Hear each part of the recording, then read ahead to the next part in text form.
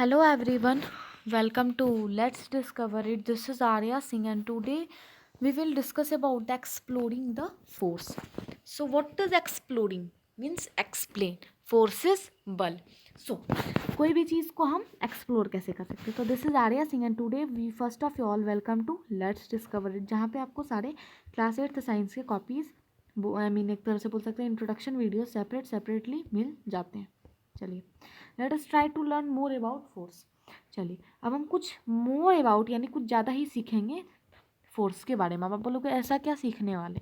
देखिए इस एक्टिविटी में कुछ खास नहीं है, बस ये एक बॉक्स है हमारा जिससे दो लोग इस डायरेक्शन में पुश कर रहे हैं. जब इधर से हमारा ज़्यादा फोर्स सप्लाई हो ही नहीं रहा है, इधर से ही दो लोग पुश कर रहे हैं, तो हमारा बॉक्स किस डायरेक्शन में मूव होगा? हमारा बॉक्स इस डायरेक्शन में मूव हो जाएगा. चलिए ये बॉक्स है, अगर दोनों इधर इधर से कर रहे हैं, अगर इधर का फोर्स ज़्यादा हो जाएगा तो इधर मूव कर जाएगा, इधर का फोर्स ज़्यादा होगा तो इधर मूव कर जाएगा. लेकिन अगर इधर भी 3 है और इधर भी 3 है तो इन दोनों में क्या एक्टिंग होगी? कोई चीज़ भी एक्ट नहीं होगी. Okay so sometime the rope, जैसा कि आप देख सकते हैं ये है हमारा एक गेम. जैसा कि आप देख सकते हैं यहाँ पे दो ऐसे रस्सी है, ये बीच में क्लॉथ है. जिधर का फोर्स ज़्यादा होगा उधर चला जाएगा. अब आप बोलोगे कि अगर इधर भी 3 फोर्स लग रहा है और इधर भी 3 फोर्स लग रहा है तो यहाँ पे एक्टिंग क्यों नहीं होगी? क्योंकि जब 2 फोर्स एक्टिंग होता है तो वहाँ पे नेट फोर्स एक्ट हो रहा होता है. नेट फोर्स हम उसे कहते हैं. जो बड़ा फोर्स होता है उसमें जब हम छोटे फोर्स को घटा देते हैं तो यहाँ पे 3 में 3 को माइनस करते हैं तो होता है 0. तो कोई चीज़ होगी? नहीं होगी.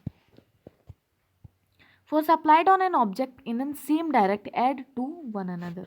फोर्स जो होता है वो अगर अप्लाई करें हम एक ऑब्जेक्ट पे इन सेम डायरेक्शन में तब वो मूव हो जाएगी. Now recall what happened when you your friend pushed the heavy box in the same direction. अगर आप और आपके दोस्त जो हैं 11.2 जो दिख रहा है आपको यहाँ पे, जब सेम ही डायरेक्शन है, दोनों एक ही डायरेक्शन में पुश कर रहे थे तो वो ईजिली मूव हो गई थी.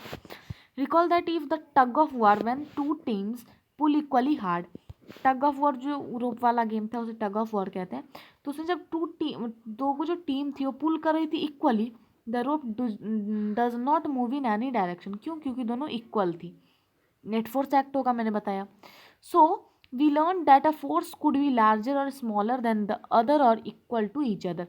तो हमने ये सीखा कि फोर्स ज़्यादा कम हो सकता है, एक छोटा एक बड़ा हो सकता है, एक बड़ा एक छोटा हो सकता है, और दोनों कभी कभी इक्वल भी हो सकता है.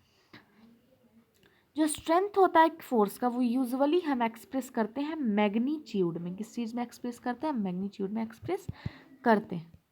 We have also to specify the direction in which a force act. Also, if the direction of the magnitude of an applied force change, its effect also change.